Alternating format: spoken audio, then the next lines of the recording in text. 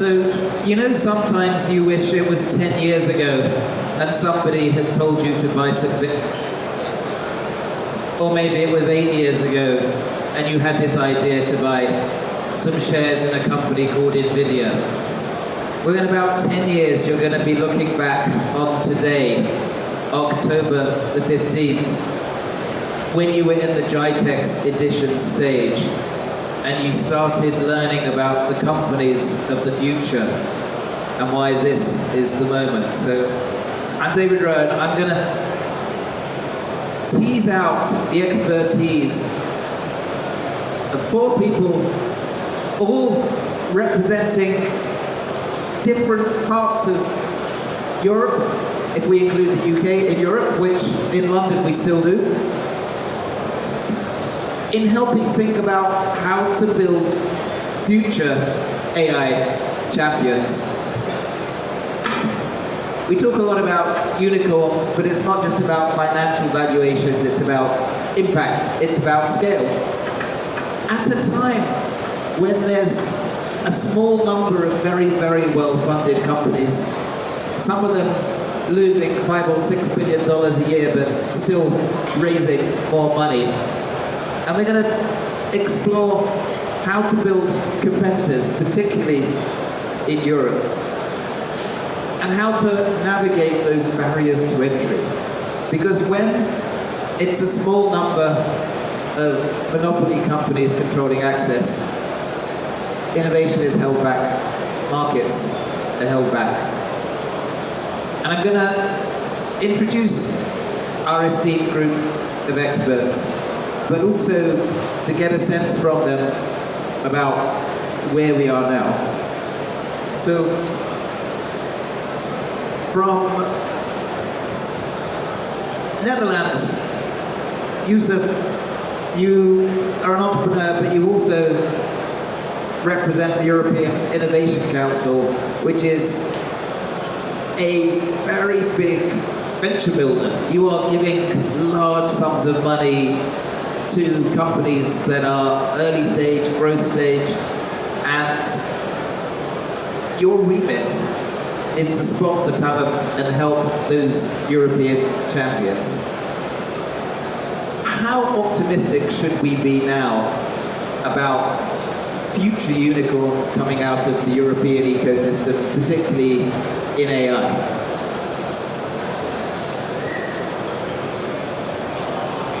We need a handheld microphone.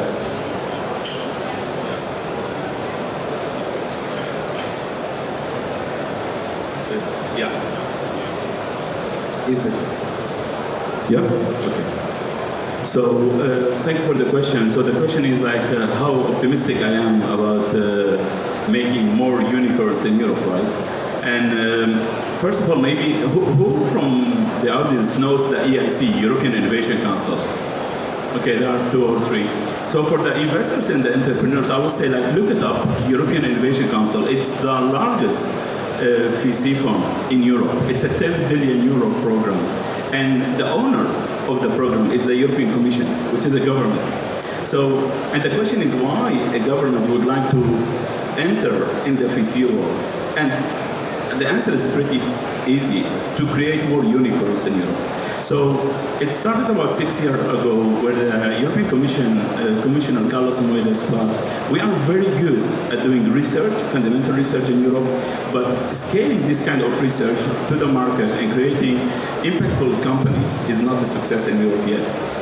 So what we came with quite a bold idea where we will give a company 2.5 million euro a grant, which is a different word for free money. So at 2.5 million, and then up to 15 million in the first phase as a blended finance. So we will match any VC. And the idea there is to focus on the entrepreneur, because we understood to build a great company, you have much more than only a good technology. And how's it going? Is it working? Are you building those unicorns? We have already a couple of unicorns created during this 6 years. Tell us about it. I think it's too early to say already how it's working, because like my personal belief is you need to create an ecosystem first. If we will take a look at the successful ecosystems, like the Silicon Valley, an example which is used a lot of time. But the uniqueness about there is that they have a lot of different small companies which will work together and later on become all of them a unicorns. That's what we believe in. So we don't believe only on throwing the money onto these unicorns or startups to create a unicorns. We would like to create a portfolio. To give you an example, like there are about 100 startups in the quantum computer in Europe. And quantum computer is an extreme example of deep tech. And we have about 20% of these companies in our portfolio already.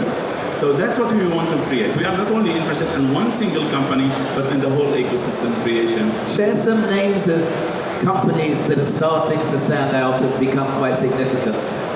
We do have which is very relevant for the region over here. We have a hydrofilter, which is a different way to desalinate water. So water desalination is at this moment done by a very high power consumption. And there is this Belgium startup where they wanted to have quite an interesting membrane combination with different kinds of technologies to reduce the chemical and to use solar to do that. And it's a hardware based, and that's what is interesting. So in your introduction, you were discussed about the AI, and to scale AI, it's quite easy. You just throw more money on it, and you buy the users, and you build the models. But to scale green businesses, you will need much more than just throwing money, because the scaling a hardware-based businesses is a completely different game. It will take about 6 years before you will have it at scale, at a customer scale.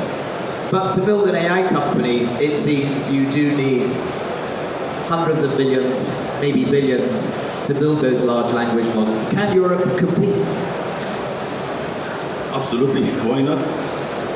I will not know why not. Like, there is a lot of criticism on Europe, like on the AI Act like that. And I will say, like, we will scale AI in a very responsible way. But I truly believe that the breakthrough of the AI companies we do have at this moment will come and become unicorns. I'm not afraid of the competition we are seeing worldwide on the AI stage.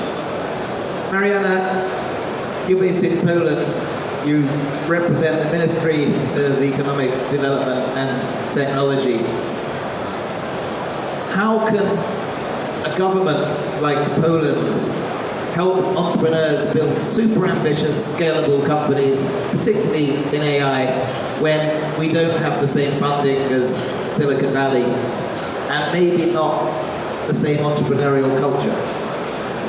Definitely, it's a very difficult question, and we are trying a lot in Poland and all the CE region to do it, and it's completely difficult because.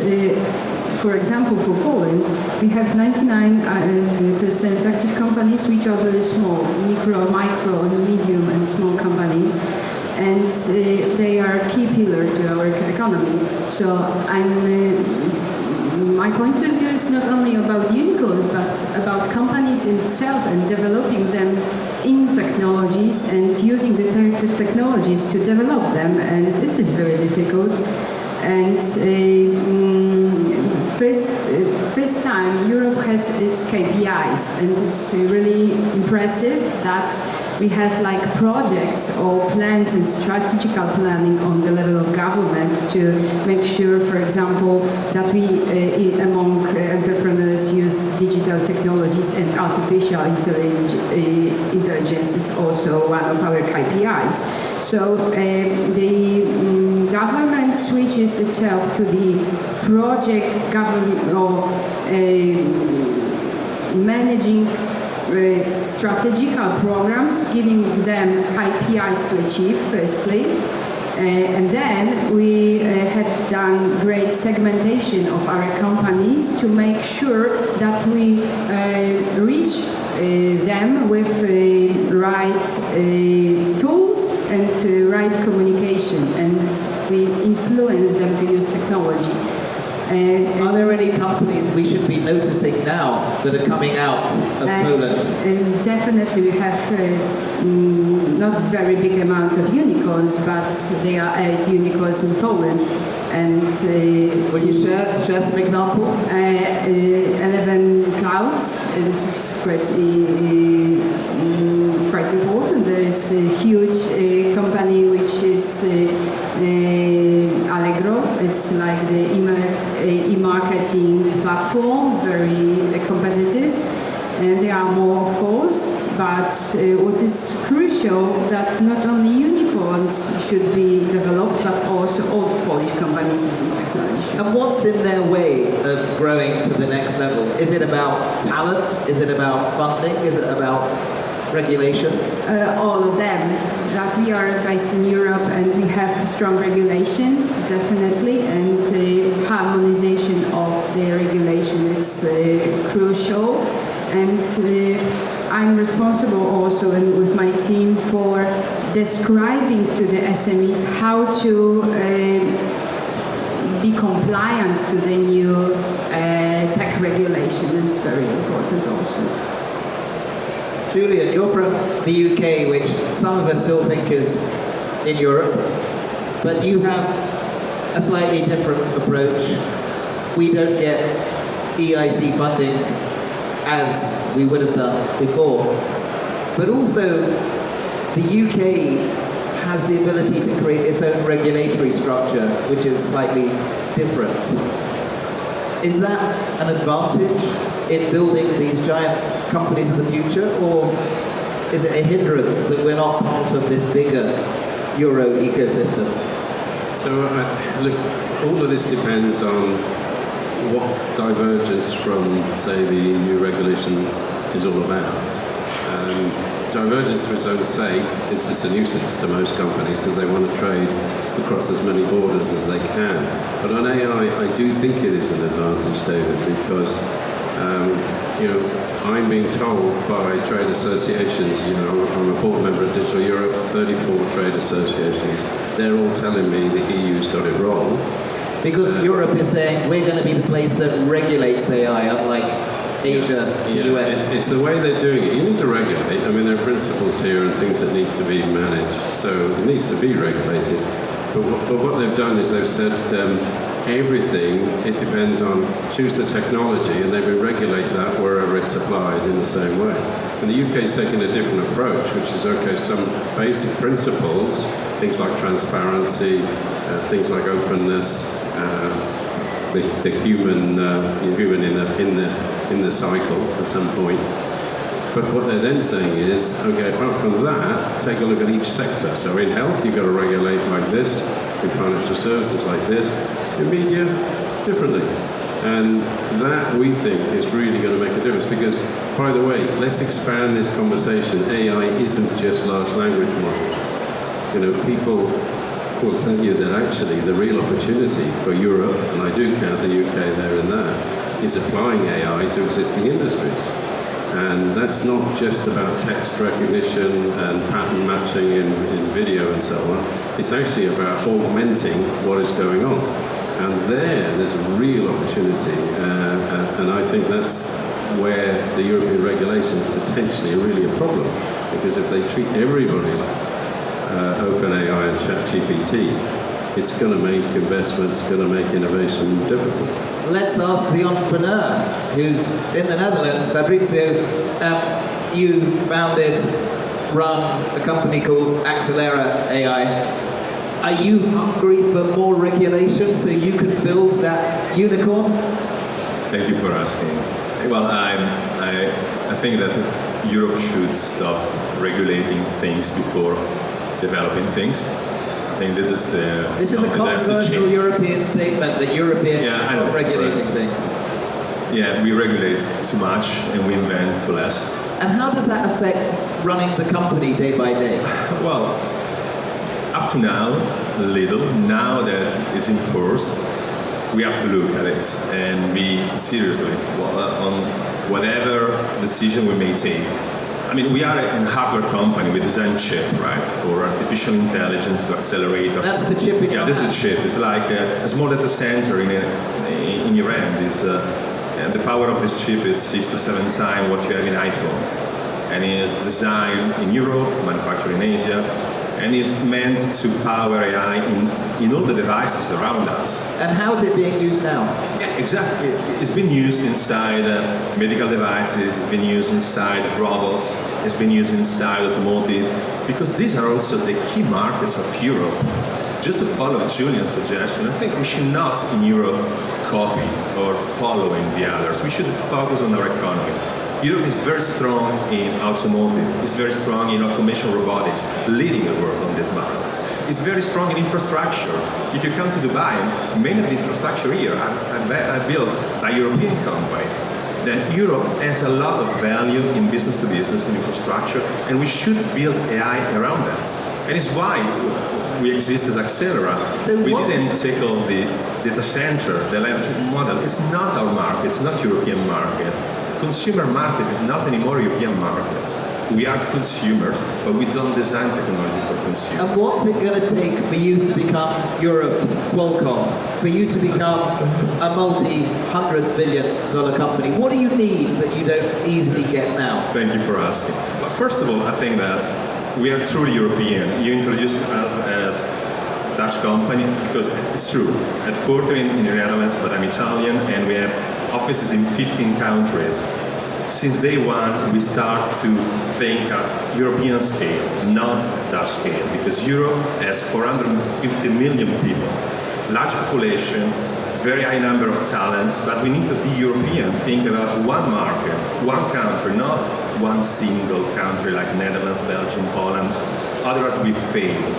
And we did this in Axelera. Then what is stopping us, I think, capital is still a problem, because a company like us, we've been successful so far because we have raised 120 million in 3 years. Just 3 years ago, our company did not exist. Now we have 190 people, 120 million capital raised, product in the market. But if you want to become a Qualcomm, we need more. We need more capital to hire the right resources, and then just execution, fast-paced execution. We have to be fast, we have to be American in this, and take a risk. A startup must be disruptive. We can't just try to make the perfect product and deliver the perfect product to market. This is typical European approach. We should not. We should change completely. Go fast, deliver fast, interact with customer, and evolve.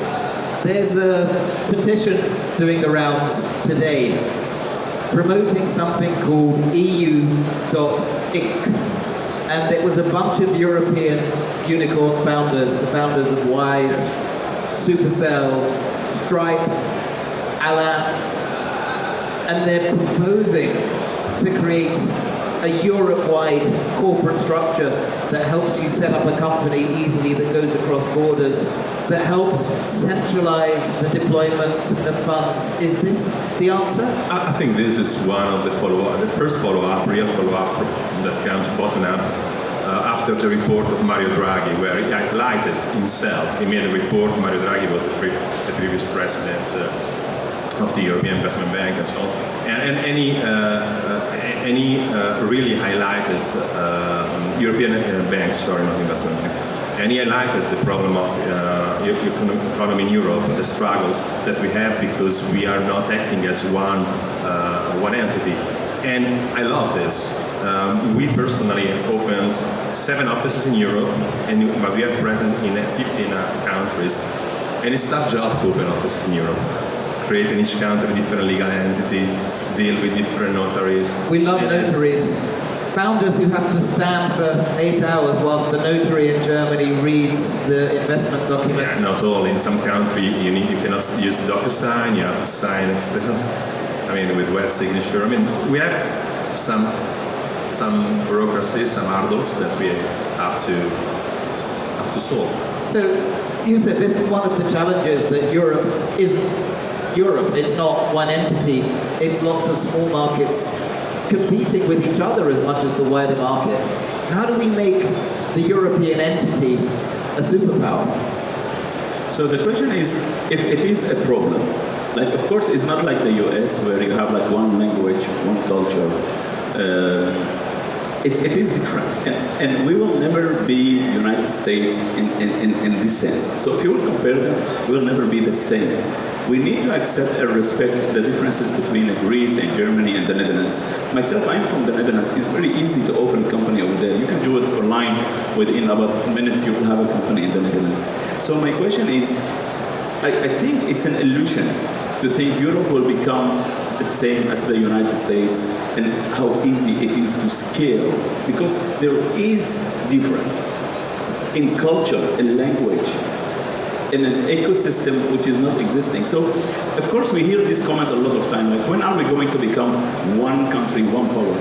I think we have to deal with the differences we are acting with.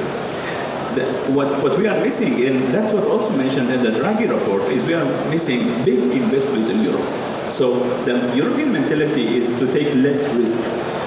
We have a lot of money, but the real risk-driven VCs, and that's something we can change to create that united feeling. Well, we have a lot of early stage money and Series A money, but when a company is scaling and has product market fit, typically they'll move somewhere where there's more capital. That's where the real risk is. I'm not talking about the C, A, or B. I'm talking really about the D and above. So when we are talking about big money, at the 100 million tickets, then you will see like Europe will be much more careful in the valuation than what they will get for example, in the United States. Marianna, we don't have a European champion in search that's as big as Google. We don't have a European champion in generative AI that's as big as OpenAI. In social networks, in chip production, we've got a few smaller winners. How far can government policy change that? To what extent can we realistically hope that policy, tax benefits for investment, training people in new ways in universities can create those European dominant companies? I hope it might, of course. And this is very difficult, but I completely agree that we have the special way. It's a European way. What does that mean? That means that we treat technology different. We should find the niches.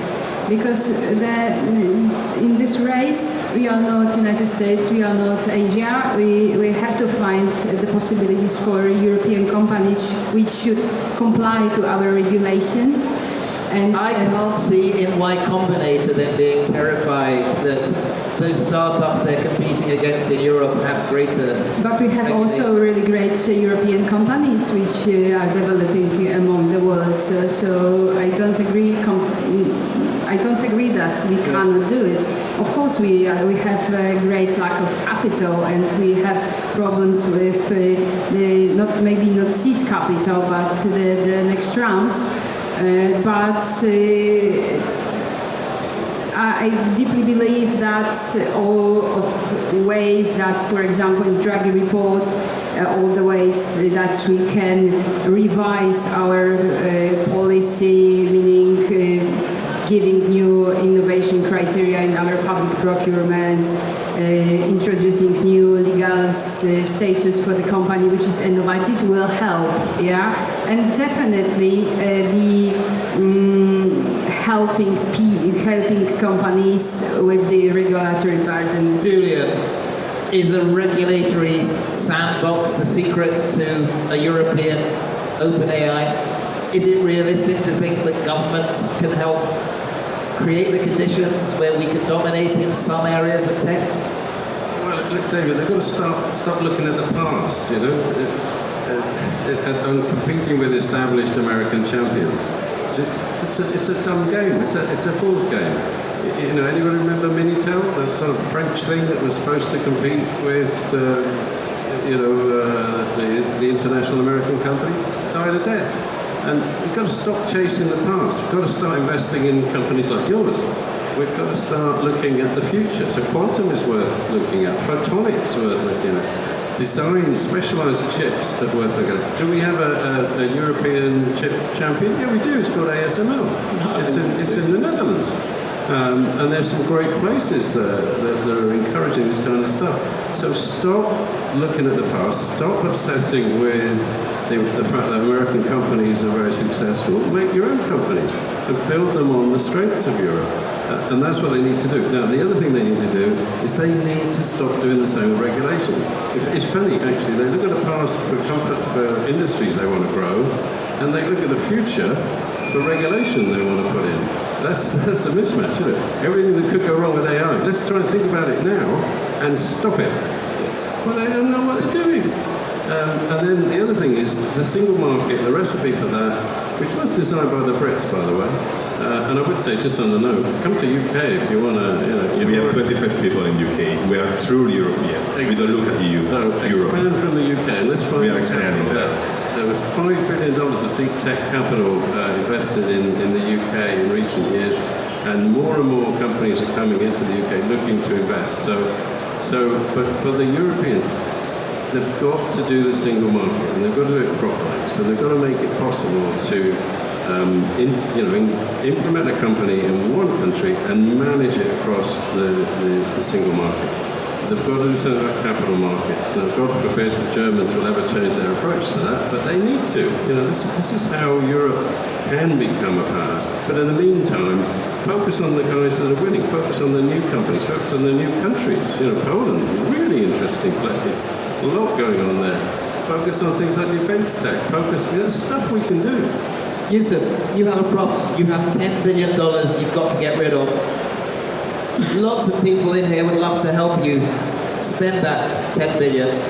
Give us some of the things you're looking for, whether it's market sectors, whether it's cultures in team, whether it's the approach that particular entrepreneurs are saying, that would give you confidence to back those companies repeatedly as new champions. So let's just put the expectation low. The chance to get elected is about 5 to 10%. So it's very competitive. But what we are looking for are bold, crazy ideas worth the fund. So we are not looking for a small innovation within an existing market. We are looking, of course, in the AI, health, environment, energy, quantum computer. And apart from the technology, we are definitely looking at the team and the diversity of the team. So we do believe in a diverse and a female and an age, so a different actor. But I will definitely recommend everyone, even the VCs in the room, because we are not working with the researchers and the innovators. We work also with the VCs. So if there is an investor and is going to invest in one of the EIC companies, and we have a lot of different kind of companies, we will match that investment. You're enabling a lot of venture capital funds to close. Exactly. So we will match it one-on-one. And the selection procedure to be an EIC company, it's really difficult. But then as a VC, you will know that you get the creme la creme of the kind of companies. And coming back at the discussion of what just happened, remember we do have ASML in Europe, which is built not only in the Netherlands, but is through the whole ecosystem in Europe. And that is only possible because in Europe we are working on research level, extremely efficient between the research institutes. And that should not be also forgotten. Fabrizio, if I do get you some funding, I get 10%. But more generally, tell us what you need beyond money that could help you get to the next level. First of all, I got the money from EIC. Then if we exist, it's also for the support of EIC that matched the capital for investor in our Series B, and then was good. And we hope that they can follow up in the future because we are part of the scaling up program. Then I think EIC is a great initiative because VCs in Europe, they tend to be risk adverse, which is a paradox, but it's the truth. And we have, I think what we need as a company, as I said, is there is talent in Europe. We need to create a culture where we can encourage talents to quit large corporations, joining us, and then put in place incentives like better stock option plans to push people to quit a large corporation and join a company and take a risk like our company. Today in Europe, the regulation around stocks are not really favorable. You might get taxed on. Yeah, I think you get tax benefits, right? The same also for the same employee joining a risk job, like joining a startup, it should get itself a normal tax benefit because a big risk it is taking. The good news anyhow of Europe is that the cost of employment is way low compared to, at least in AI, compared to the United States and Asia. Then we can have great talents and and be very effective in terms of capital that we deploy. What we still need also, I think, Europe should become also a customer. I mean, United States, they have DARPA. Yeah. DARPA is a customer. DARPA is helping to build up companies. Intel would not exist without the plan, the moonshot, right? About the plan launched in the 60s to land a rover and people on the moon. Everything started with the government as a first customer. Then I think Europe should become a customer for startup. We don't need so much. I'm not in favor of grants, to be honest. I'm in favor of selling my product. Because if my product is good, it should be purchased. And government should be the first entity to purchase my product if it's good. And this is completely missing in Europe. We have billions of grants, but no real entities at European level that purchase European products from startups. Last question. 15 seconds each, but it's a tough one. Let's say the EIC drops its wallet and the people in the hall get $1 billion to invest, and they want to invest in the next super unicorns, in the next champions. From each of you, one piece of strategic advice in where they should deploy that capital if the goal is to create high value, high impact companies of the future. And we might try and get you that $1 billion. So do you mean the sector or? If these people were deploying a fund, what should they do? As an entrepreneur myself, I will give you the advice to invest in water.